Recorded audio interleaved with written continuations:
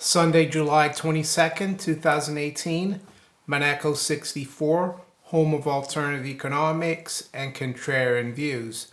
So I just want to talk about a couple of books that I've spoken about in the past, but I think are really basic books, but very important books to read about money, economics, freedom, government, and I think will help people understand what's going on and what's been going on for the last 100 years in Western society. I think a lot of us have been fooled into thinking we live in a free society, especially in the West, that democracy is good and everything else is bad. But these books make you realize that the world we live in is very different. And when did I wake up to this? Well, it was probably about 15, 16 years ago, maybe a little longer. And the reason I got into laissez-faire, free markets, Austrian School of Economics, was basically I read an interesting book, and which I'm not talking about today, but it was through golf, right? At the time, I think 1998, 1999, one of the best golfers was David Duval. And I read an article, a story about him in Golf Digest, and they asked what was his favorite book, and he said Ayn Rand's Atlas Shrugged. And I thought, oh, that's interesting. Never heard of it. So I decided to buy the book. A very long book. It took me quite a while to read it, but that book changed my view. My view is already quite different. I never understood why we had to pay so much tax to governments. I always thought, why can't we keep our individuals keep their money? They know best what's better for them, right?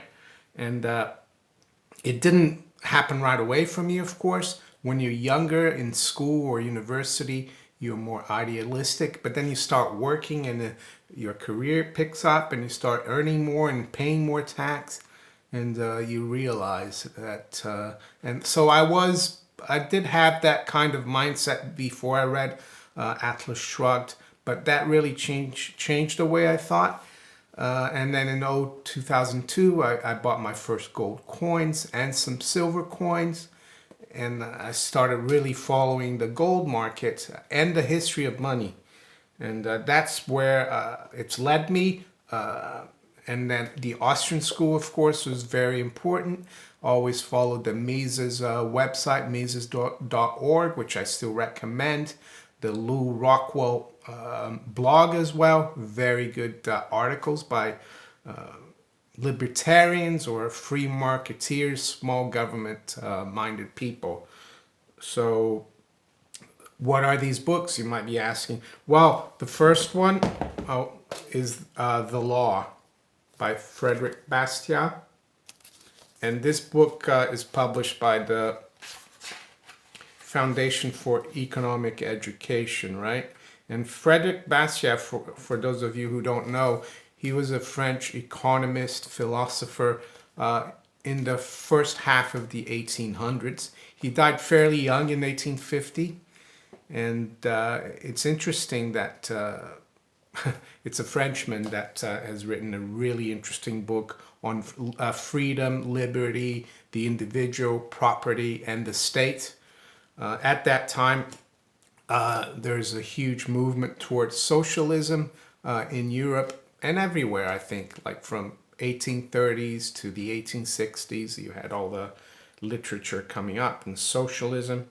So one of the most interesting, how can I say, quotes that he made is this one, and I quote, of course, "The state is that great fiction by which everyone tries to live at the expense of everyone else," right? It's that mentality that we need the state, the government, to help society to do things. Bastiat had the contrarian view, or the opposite view, that society, of course, does exist, but it's made up of free individuals acting in their own interest, and also respecting the law, common law, basic law, natural law. What are these? Well, you don't attack people, other individuals. You don't steal from them, and you respect them, right? It's really simple. So, what does did people say about this book? So, for example, Václav Klaus, former Prime Minister of the Czech Republic, said, "A great prophet of liberty, the free society, and the free market." Joseph Schumpeter, Austrian school guy, the guy who wrote about creative destruction, right? Says the most brilliant economic journalist who ever lived. So, and what else does it say? The law created order in my thinking about liberty and just human conduct. Walter Williams. So in this book, which isn't very long actually, I really recommend it. It won't take you long to read it. It's only, let's see, under 80 pages, but really good. What else does it say here? This is what Frederick Bastiat said. "It is impossible to introduce into society a greater change and a greater evil than this, the conversion of the law into an instrument of plunder." So that's really what's happening today. It's been happening for many, many years in the West. That's why government has gotten so big. The law has been perverted, right? The law has been used to actually take away from people, individuals, to give to groups, to buy votes, right? To kill people. And what do I mean by kill people? Well, to create wars and to divide the nations, to divide the public, left-right paradigm, right? I mean, it's going on today, very, very blatantly, in my opinion. And what else does it say? It says, France of 1850 was in political turmoil. In the aftermath of the revolution of 1848, the tide of socialism was sweeping the nation. One man stood alone against the tide. The precocious son of a merchant, Frederick Bastiat, devoured the writings of free trade economists such as Adam Smith and Jean-Baptiste Say. Rejecting the popular notions of his day, Bastiat began to speak and write against ideas he believed were undermining natural harmonies of interest among men. So his basic tenet is that the law is there to protect the individual, to protect the individual's property, the individual's liberty, and that's it. It's not there to be used to plunder the individual. But nowadays, central banking, welfare state, warfare state, we've gone so far off the right direction. So I highly recommend this. He talks about the United States. He does mention that at the time he wrote that slavery was a problem, of course. You can't really have a free society where some of the people are treated as property, right? So, but that was solved, of course, at great costs. So yeah, highly recommend this, The Law. So what's the second book? Well, the second book is more about money, but just as important as the first one, I would say. It's called "What Has Government Done to Our Money? The Case for a 100% Gold Dollar" by Murray and Rothbard. There you go. Rothbard is more of a modern day economist. I think he died I'm not sure when he died, but 20, 30 years ago or so. And he was part of the Austrian School of Economics. I think he went to Columbia University. He was even there with one of the guys who became Fed chairman.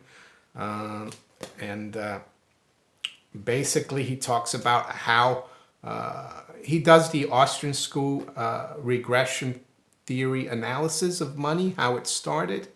And it's really basic, really and he's an economist, but anyone could read this, even if you don't have a university degree. If you just have a high school degree, it's really simple. It's not complicated like the Keynesian books, which you don't want to read, in my opinion. Of course, you can read it, but so what does it say here in the back?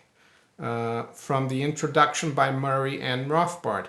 Let us first ask ourselves the question, can money be organized under the freedom principle? Can we have a free market in money as well as in or other goods and services? So basically, if we have free markets in everything, in goods and services, why not in money, right?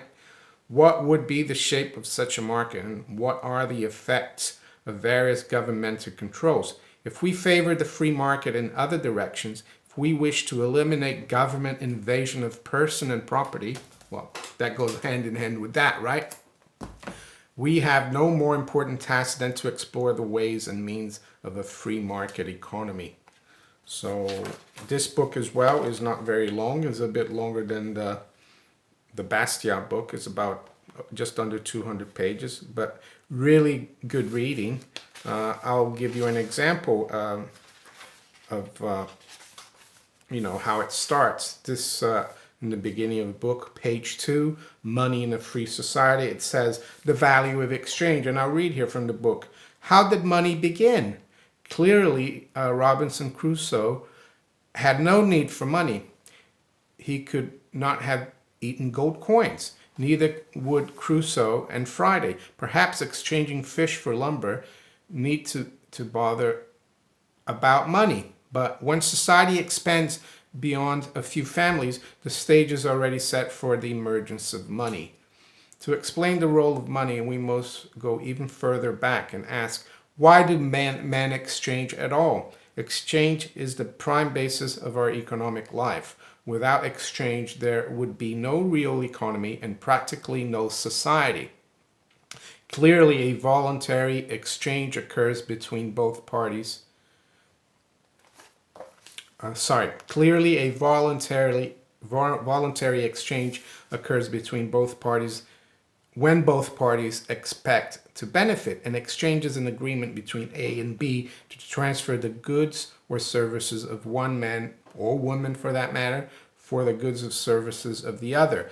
Obviously, both benefit because each values what he receives in exchange more than what he gives up, right? So that's the most important thing. And this is only a small part of the book, but just shows you how interesting a book it is.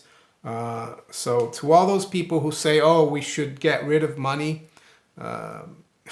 a lot of socialists say that, right? But socialists love, they're so much into society, right? They think society is more important than individuals. They don't realize that society is formed by individuals, right?